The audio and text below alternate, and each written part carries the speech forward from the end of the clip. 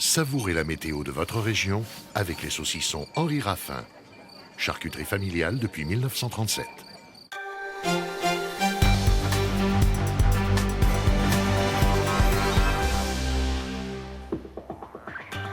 Bonsoir à tous, soyez les bienvenus dans le 19-20. Au sommaire du Journal des Alpes, ce soir, les agriculteurs en colère. Le ton monte et la mobilisation ne faiblit pas à Saint-Quentin-Fallavier où les centrales d'achat sont toujours occupées.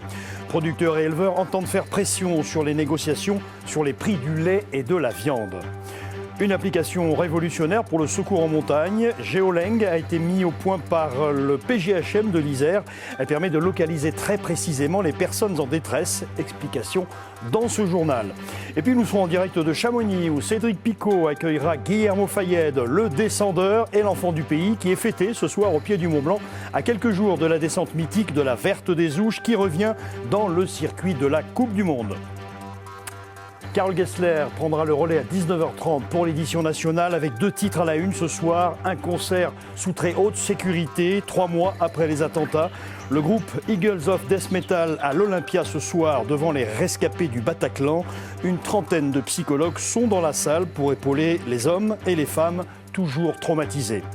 Et puis, 11e heure de garde à vue pour Nicolas Sarkozy, l'ancien président de la République entendu par les juges dans l'affaire Big Malion et les comptes de la campagne présidentielle de 2012.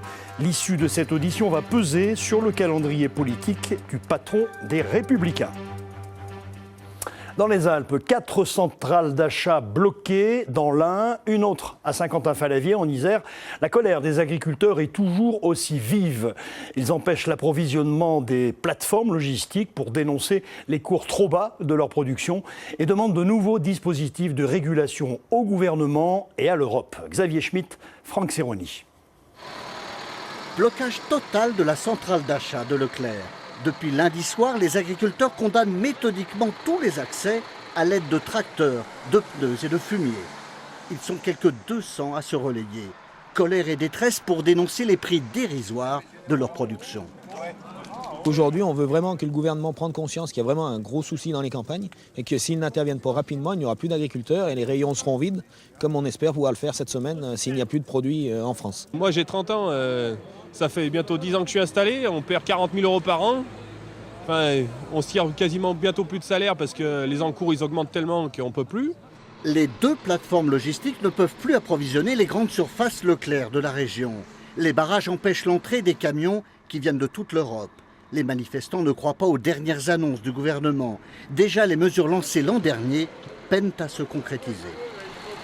Là, on est à 6 ou 7 mois de la mise en place de ces mesures et on voit bien que sur le terrain, ça pêche parce que l'administration ne suit pas, les moyens ne sont pas mis en œuvre pour que justement ces aides d'urgence ça arrive jusqu'aux exploitations. Le prix du lait est le même qu'il y a 25 ans et nos charges en 25 ans ont augmenté de 75%.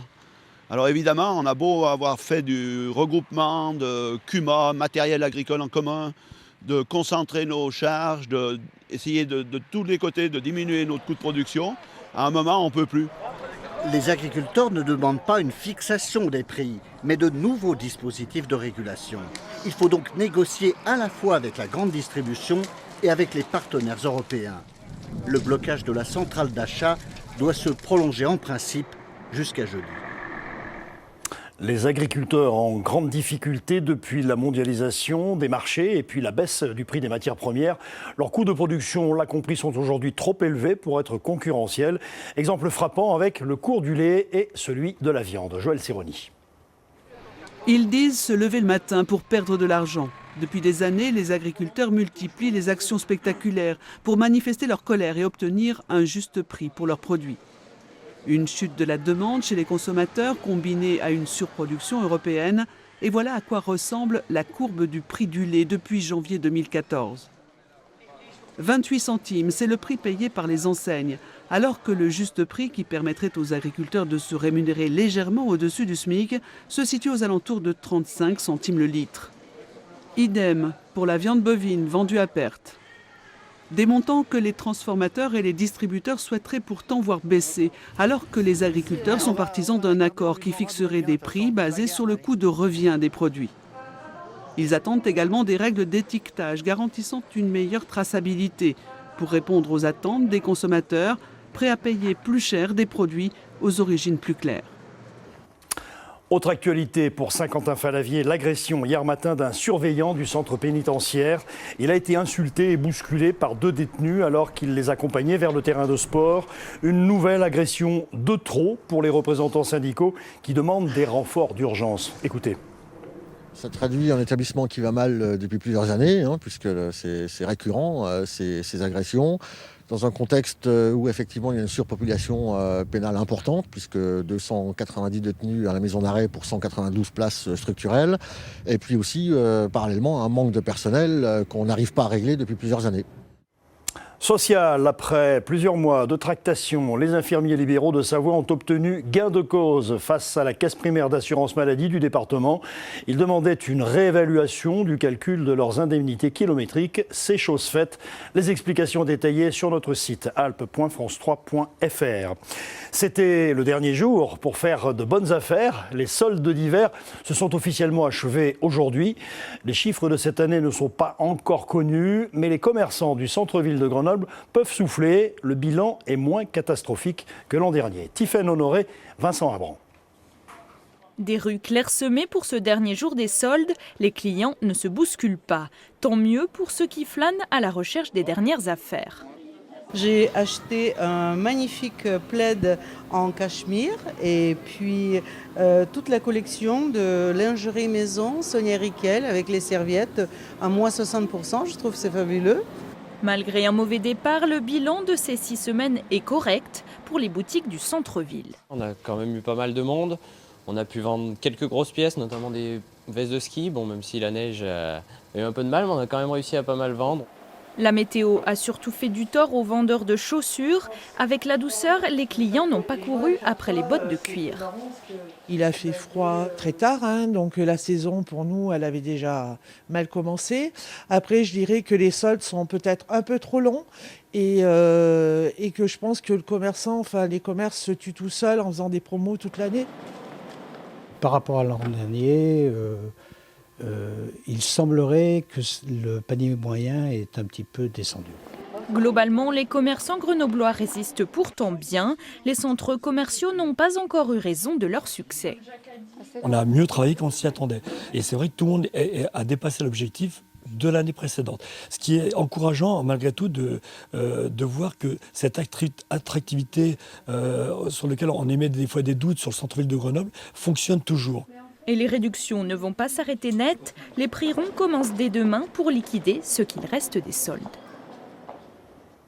La course aux équipements est toujours d'actualité entre les stations de ski. 8000, un nouvel espace de loisirs est inauguré ce soir aux Arcs en Savoie.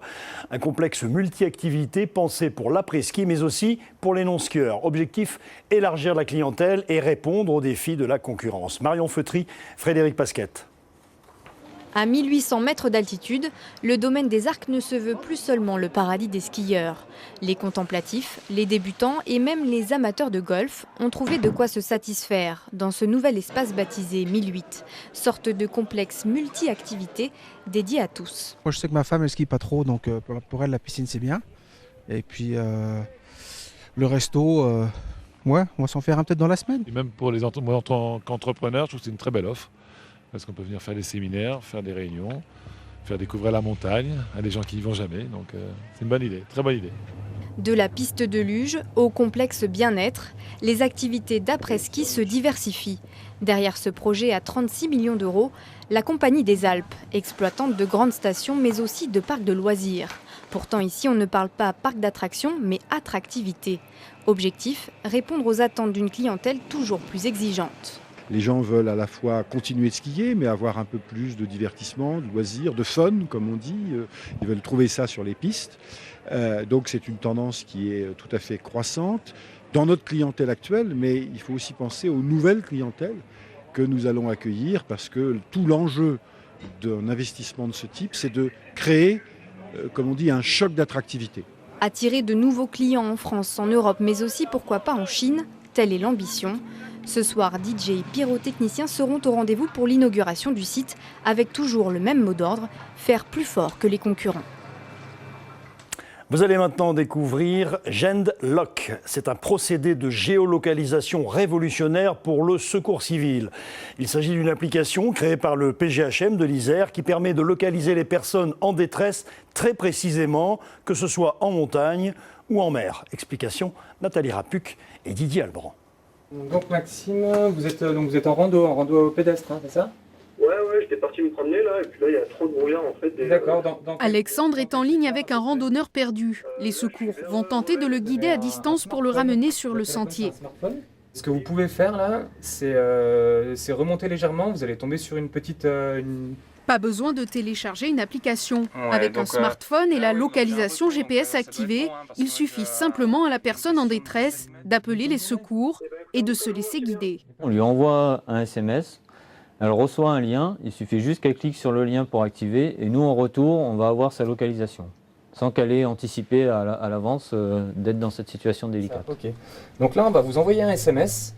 Mise au point en 2012 par le peloton de gendarmerie de haute montagne de l'Isère, l'application Genlock fait gagner en temps et en efficacité. En zone de montagne avec des barres rocheuses, des crevasses, ça prendra tout son sens. On va pouvoir soit orienter la personne en fonction du relief ou lui dire de rester à sa position justement pour ne pas aller vers des obstacles qui seraient vraiment dangereux.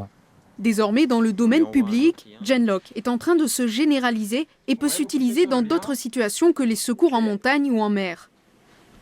Dans un accident en zone urbaine, par exemple un camion-citerne qui s'écroule avec un liquide particulier à l'intérieur, il prend en photo le type de liquide, la plaque signalétique sur le camion, et ça permet de déclencher les secours adéquats.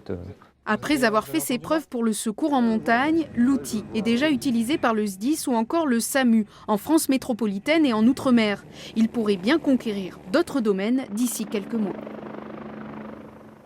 On a appris hier la mort de Louis Reynaud. Ce grand spécialiste des glaciers des Alpes s'est éteint à 93 ans, là où il est né, à La Roche-de-Rame, dans les Hautes-Alpes. Louis Reynaud était maître de conférences et chercheur en glaciologie à l'université de Grenoble. Ses obsèques auront lieu vendredi dans son village natal. Chaque jour, vous le savez, nous vous proposons d'aller voir ce qui se passe chez nos voisins de la grande région Auvergne-Rhône-Alpes, qui est la nôtre dorénavant. Direction l'Ain ce soir, dans la station des Plans d'Automne. Elle est la première en France à proposer une nouvelle activité, des chenillettes électriques tout-terrain qui marchent avec ou sans neige. Béatrice Tardy, Benjamin Métral. Ça ressemble à de petits engins de chantier, 300 kg en mouvement, sans un bruit.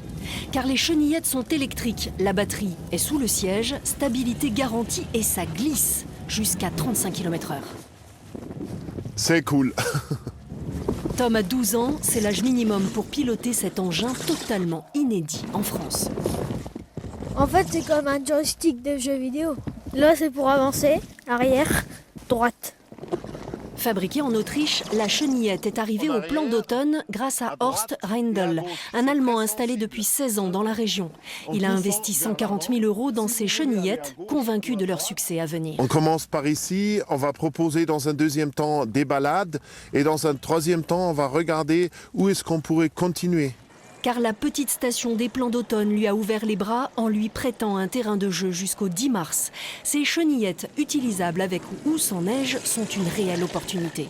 On est ici sur une station qui vit essentiellement avec une clientèle journalière, avec des métropoles comme Lyon qui sont très proches. Et on espère bien toucher un public qui ne viendrait pas ici forcément pour les activités classiques, mais qui pourrait découvrir la neige par le biais de ces chenillettes. Et les personnes en situation de handicap peuvent elles aussi conduire ces engins. Richard va piloter pour la deuxième fois. Moi, j'ai adoré aller à fond. Il faut être détendu. 16 € les 10 minutes, voilà. C'est le prix du forfait journée au Plan d'Automne, mais la curiosité pour cette nouveauté n'a peut-être bien pas de prix. Est-ce que tu peux me passer le masque ? La neige, côté sport, maintenant, avec la Coupe du Monde de ski alpin qui se prépare aux Ouches, dans le massif du Mont-Blanc. C'est le grand retour de Chamonix, dans le grand cirque blanc, après quelques années d'absence. Et vous êtes sur place, Cédric Picot, en compagnie de Guillermo Fayed, l'enfant du pays, qui va dévaler la fameuse verte samedi prochain. Oui, Eva Desvallées, la fameuse verte, et il est en tout cas très attendu et très soutenu ici dans la vallée du Mont-Blanc. Alors son fan club, le fan club de Chamonix, a même organisé cette soirée spéciale en compagnie des jeunes qu'on a autour de nous, hein, les petits skieurs du club des sports de Chamonix qui sont là avec Guillermo. Guillermo énormément soutenu, encore un événement organisé pour vous à quelques jours du départ de cette verte des Ouches. Ça fait quoi tout ce qui se passe autour de vous? Ça fait du bien, c'est de l'énergie en plus pour la compétition à venir? Évidemment, c'est de l'énergie en plus. En tant que Français, dans l'équipe, on l'attendait vraiment depuis le début de la saison, cette date de cette semaine en France. Ça fait longtemps qu'on n'a pas couru en France. Donc voilà, on attend ce moment-là depuis un bon moment. Et voilà, être à la maison, vraiment à Chamonix, dans ces belles montagnes du Mont-Blanc, ça fait vraiment plaisir, quoi. Alors jouer à domicile évidemment c'est un atout, mais c'est pas votre seul atout. Je rappelle que Guillermo Fayed, c'est quand même le 3e au classement général de la descente pour la saison 2015. Cette année il pointe à la 5e place, 4 podiums en moins de 2 saisons, des statistiques qui jouent pour vous. Comment on part avant cette compétition avec tout ce fond? On part confiant, j'imagine. On part confiant, j'ai eu un mois de janvier un peu difficile cette année, mais bon, il est derrière, donc voilà, il faut regarder de l'avant. Après, j'ai vraiment hâte d'aller découvrir demain cette verte, voir comment est la neige et voir ce qu'on peut faire. Les entraînements, ils diront beaucoup. Mais bon, après, on a vraiment une équipe cette année qui est dense et on a vu que tout le monde était présent, quoi. On a souvent mis quasiment tout le monde dans les 30, donc voilà, on est une équipe forte et on a vraiment envie de briller à la maison. Ouais, vous serez 12 garçons en tout sélectionnés pour à la fois la descente et le super combiné qui a lieu vendredi. Alors c'est un autre avantage aussi pour vous, cette verte des Ouches, vous la connaissez bien, non? On la connaît, la piste on la connaît. Après le tracé, on ne le connaît pas par cœur parce qu'il a un peu changé je pense cette année. On n'est encore pas sûr parce que voilà, le traceur il est venu un peu, on s'est entraîné la semaine dernière. Le traceur est venu un peu voir les vitesses qu'il faut avoir parce qu'il y a quand même 2 gros sauts. Donc voilà, demain c'est vraiment une envie de découvrir un peu ce tracé sur une piste qu'on connaît très bien. Ouais. Alors qu'est-ce qu'elle a de spécial cette piste? Quelle est un peu sa typicité? Comment il faut se comporter dessus? Faut partir comme à Lyon, on a 4 gros virages en haut où ils nous contrôlent la vitesse parce qu'on arrive sur la cassure, le gros saut. Donc voilà, après on arrive sur la partie vraiment technique, c'est un virage où c'est le rocher blanc, où on fait un 180 pour perdre toute cette vitesse pour arriver au goulet, le deuxième gros saut. Et le bas, c'est vraiment une partie de glisse avec des gros vallons. Donc voilà, c'est une piste, je pense, pour tout type de skieur. Donc la compétition va être très serrée, je pense. On a hâte de vous voir en tout cas sur cette piste, sur cette mythique verte des Ouches. Je précise que vous n'êtes pas le seul chamonnière d'ailleurs à prendre le départ. On a aussi Blaise Gizendanner qui va s'élancer sur cette verte des Ouches samedi pour la descente. Il prendra part aussi au super combiné qui aura lieu vendredi. Donc 2 rendez-vous à pas manquer à Chamonix. Ce sera donc vendredi matin et samedi en milieu de journée pour la descente. On vous souhaite bonne chance et excellente descente à vous, Guillermo Fayed. Et je pense que vous avez du soutien là autour de vous. Merci Cédric, merci Guillermo. Je précise que le premier entraînement de descente aura lieu dès demain matin à 11h aux Ouches pour Guillermo et les autres, bien sûr. Deuxième volet de notre série en immersion dans la station de La Rosière, en Haute-Tarentaise. Après les animations réservées aux touristes, hier, Denis Vigneault-Duguet et Didier Albron nous emmènent sur le domaine skiable où le travail des pisteurs commence bien avant le réveil des vacanciers.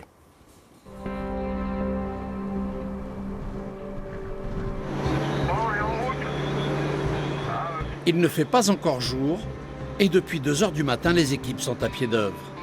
Il faut dire que la météo est particulièrement mauvaise. Il neige sans discontinuer depuis des heures et le vent souffle parfois très fort avec au sommet des pistes des rafales à plus de 150 km/h. A priori, les télésièges ne peuvent pas tourner, il y a trop de vent sur le haut du domaine, donc à voir comment le temps va évoluer au long de la journée. Et là, on finit à 10h, 10h30, puis on peut aller un petit peu plus loin suivant si le domaine, suivant la météo. La station de La Rosière dispose de 7 machines pour entretenir son vaste domaine. Antoine fait partie de ceux qui tournent chaque nuit. Il n'a que 22 ans, pourtant c'est un spécialiste du damage. Depuis 4 ans, aux commandes de son engin de 450 chevaux, il sillonne les pistes tous les hivers. Ouais, je suis arrivé en tétra là, tu veux que j'aille où? Fais un peu là la traversée jusqu'aux embrasures. Ah ok, bien reçu. Ce matin, il nous emmène dans un secteur que les skieurs affectionnent particulièrement. La piste qui permet de rejoindre la station de la Tuile en Italie. Les gens viennent beaucoup à la Rosière pour pouvoir skier en Italie. C'est quand même un plaisir d'aller skier dans un pays étranger. C'est une piste qui a 2400 mètres d'altitude. Ouais, il y a souvent du vent, mais on arrive à la faire pratiquement tous les jours. Petit à petit, le jour se lève. Un jour blanc, comme disent les pisteurs. Avec les fortes chutes de neige, suivre le plan de damage s'avère compliqué, même avec une bonne connaissance du domaine et des piquets qui jalonnent les pistes. Ils ont un plan de damage qui est établi quotidiennement, donc qui est mis par Wi-Fi sur leur tablette.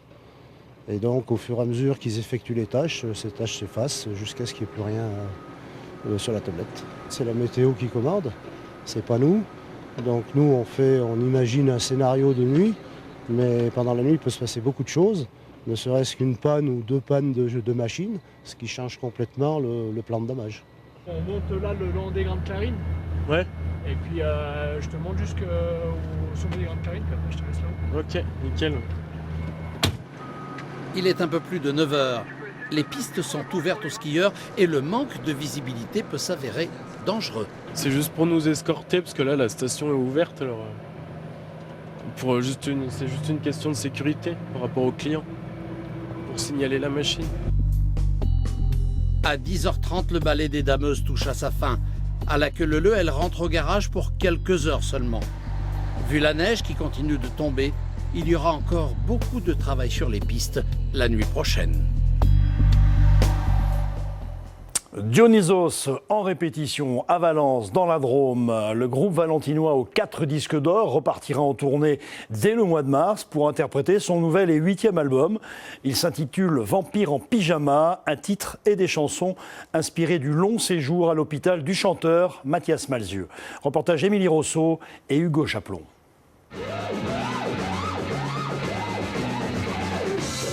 En général, c'est ce qu'on appelle un comeback. Mais là, il s'agit plutôt d'une renaissance, la renaissance d'un homme. La renaissance d'un groupe aussi.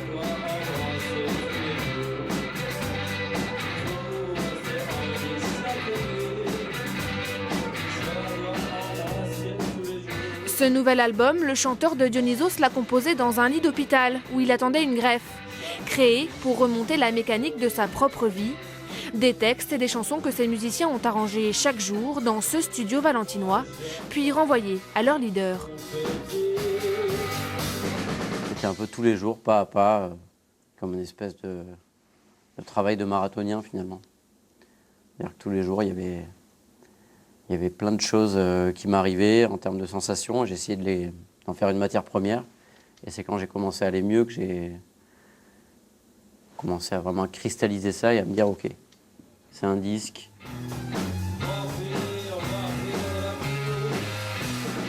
Quand tu fais une chanson pour quelqu'un comme ça qui n'est pas avec toi, c'est vraiment plus un don finalement. À chaque fois qu'on se retrouvait pour bosser ensemble, c'était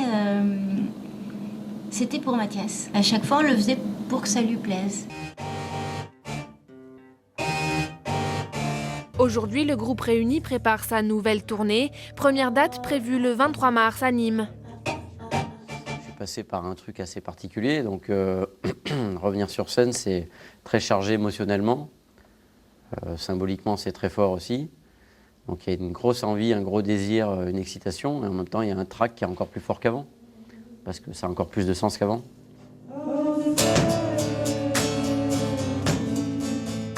La renaissance d'un style donc plus folk, plus blues, et d'une plume plus intime. Mais la griffe, elle, reste la même. Une musique fougueuse et raffinée. Et voilà pour l'actualité régionale. Dans quelques instants, Carole Gessler et l'édition nationale. C'est juste après les prévisions météo. Je vous souhaite une très bonne soirée. Je vous dis à demain, midi et 19h.